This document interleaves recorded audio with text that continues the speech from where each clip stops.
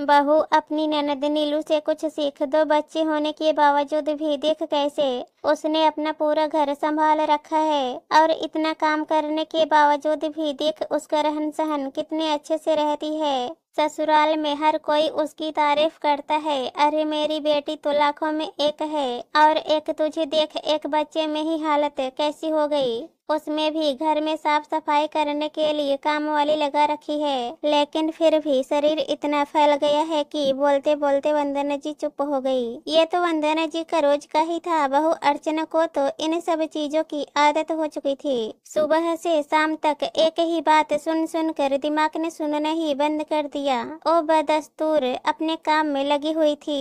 अब जल्दी कर, फटाफट रोटियां सेक, अमर को भी ऑफिस जाने में लेट हो रहा है। पता नहीं क्या करती रहती है दिन भर। इसका काम तो मुझे बिल्कुल भी समझ में नहीं आता। अरे हमने भी 3-3 बच्चे पाले हैं, लेकिन काम में कभी कमी नहीं रखी। वंदना जी बड़बड़ाती हुई हॉल में आकर बैठ गई। इधर अर्चना अपने 5 महीने की बेटी पीहू को अपने साथ ही रसोई में ले आई। साथ ही उसके पालने को भी पालने में उसे लेटाकर रोटियां सेकने लगी। रोटियां सेक कर सबसे पहले अमर और पापा जी को खाना खिलाया और उन दोनों को ऑफिस के लिए रवाना किया। फिर वंदना जी को खाना परोसा और उन्हें खिलाकर अपने लिए थाली लगाकर अपने कमरे में आ गई। साथ में पीहू को भी ले आई। पीहू अभी पालने में खेल ही रही थी, इसलिए अर्चना ने फटाफट खाना शुरू किया। अभी सिर्फ 1-2 निवाले खाए ही थे कि इतने में छोटी कुंवारी ननद रश्मि भी अपने कमरे से निकल कर आ गई, और आते ही अर्चना को आवाज लगाकर बोली, भाभी जल्दी से मेरे लिए खाना लगा दो, मैं भी कॉलेज जा रही हूँ। खाना खाते हुए अर्चना के हाथ रुक गए। जवान ननद है, अपना खाना खुद लगा कर खा नहीं सकती, उसके लिए भी खाना लगा कर देना पड़ेगा। आखिर अर्चना खाते खाते उठी और पहले रश्मि के लिए खाना लगा कर उसे परोस कर देकर आई। वापस खाना खाने बैठी तो घर की डोरबेल बज उठी। पता था दरवाजा उसी को खोलना है, तो उठकर दरवाजा खोलने गई। दरवाजा खोला तो सामने काम करने वाली रीमा थी। रीमा घर में आते से ही अपने काम पर लग गई। अर्चना वापस अपने कमरे में गई और खाना खाने बैठ गई। इतने में वंदना जी आकर बोली, अर्चना अभी तक खाना नहीं खाया तुमने? कितनी देर हो गई तुम्हें बैठे हुए? धीरे धीरे समय वेस्ट करती रहती हो। मामी जी, ओ मैं रश्मि के लिए खाना परोसने के लिए। अच्छा अच्छा ठीक है, अब एक काम करो, खाना वाना खा पी कर तैयारी कर लेना। शाम को नीलू के घर जाना है, उसका देवर अच्छे नंबरों से पास हुआ है, इस कारण छोटी सी पार्टी रखी है उन्होंने। अभी अभी फोन आया था, और ढंग से तैयार हो जाना। और अब जल्दी बता दिया है, समय से तैयार हो जाना। वैसे भी तुम्हें धीरे धीरे काम करने की आदत है। पीहू का कोई भी जरूरी सामान है वो भी साथ के साथ रख लेना, बाद में मत कहना कि मैं भूल गई थी।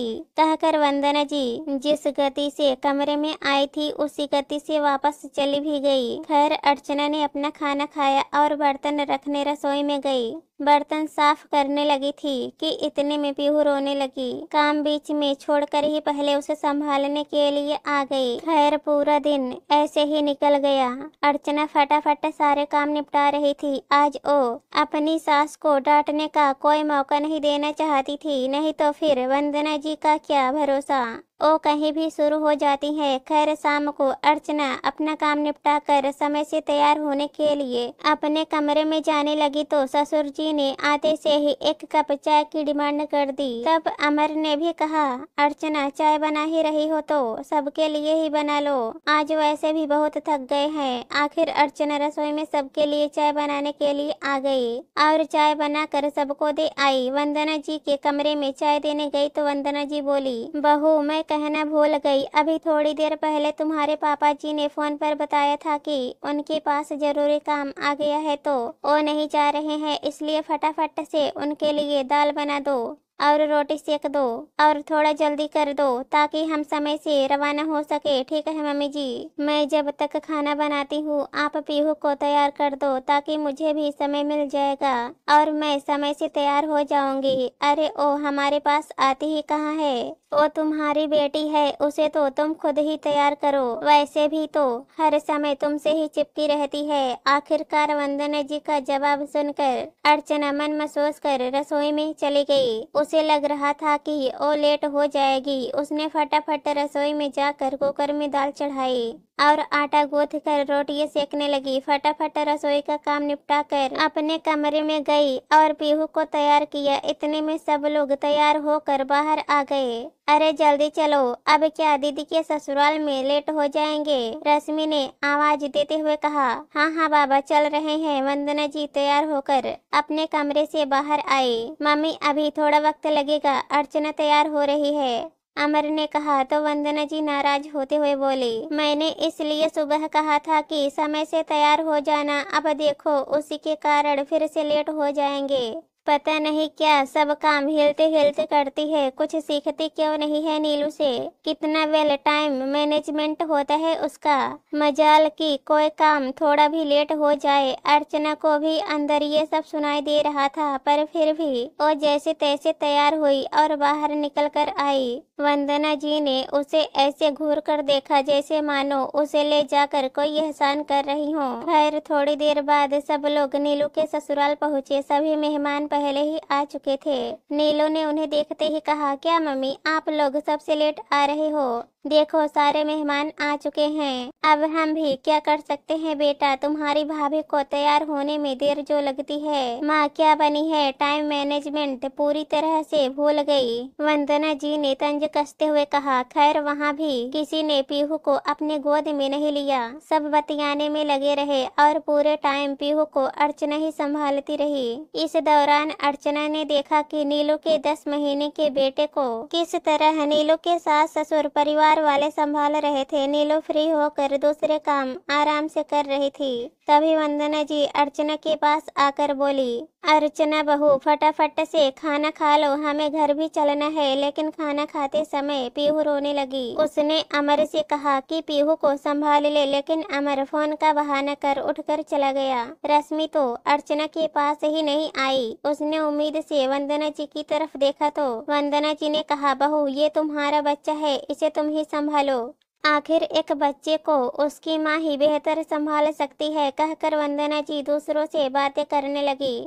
आखिर अर्चना पीहू के साथ ही खाना खाने बैठी, पर पीहू तो चुप होने का नाम ही नहीं ले रही थी। इसलिए अर्चना को खाना खाते खाते ही बीच में उठना पड़ा। थोड़ी देर बाद वो लोग वहां से रवाना हो गए। घर आए तो पीहू सो चुकी थी। अर्चना पीहू को अपने कमरे में लेटाकर रसोई में आई और अपने लिए दाल रोटी लेकर बाहर डाइनिंग टेबल पर आकर बैठ गई। ए क्या आते ही खाना शुरू? अरे तुम्हारा पेट है कि कुछ और भरता ही नहीं, कितना खाती हो तुम? अमर ने टोका। इसलिए खा खा कर फैलती जा रही है। अरे थोड़ा अपने शरीर का भी ध्यान रखो, अभी थोड़ी देर पहले ही तो खाना खाकर आई थी। वंदना जी बोली, मम्मी जी पीहू रोने लग गई थी, इसलिए मैंने पेट भर के खाना नहीं खाया था, इसलिए दोबारा खाना खा रही हूँ। तुम्हें तो कुछ भी संभालना नहीं आता। अरे कुछ नीलू से सीख। ओ भी तो अगर नीलू दीदी से सीखने की मुझे जरूरत है तो उनके ससुराल वालों से सीखने की आपको जरूरत है। नीलू दीदी के ससुराल वाले कितने अच्छे हैं। वो उनके बच्चे को संभाल रहे थे जिससे दीदी आराम से दूसरे काम कर सके। किसी ने भी यह कहकर उनके बच्चे को नहीं छोड़ा कि यह तुम्हारा बच्चा है, तुम ही संभालो। लेकिन हमारे घर में तो मैं यह उम्मीद ही नहीं कर सकती हूँ। वहाँ सब मिलजुल कर एक दूसरे को सपोर्ट कर रहे थे, पर यहाँ तो मैं ये उम्मीद भी नहीं कर सकती। नीलू दीदी परफेक्ट हैं क्योंकि उनके ससुराल वाले परफेक्ट हैं, पर यहाँ तो कुछ भी कहना ही बेकार है। कहकर अर्चना अपनी थाली लेकर कमरे में चली गई। पीछे वंदना जी मुँह फुला कर बैठ गई। आखिर आज उनकी बहू ने उन्हें आईना जो दिखा दिया था। दोस्तों कहानी पसंद आए तो हमारे चैनल को सब्सक्राइब कर देना। धन्यवाद।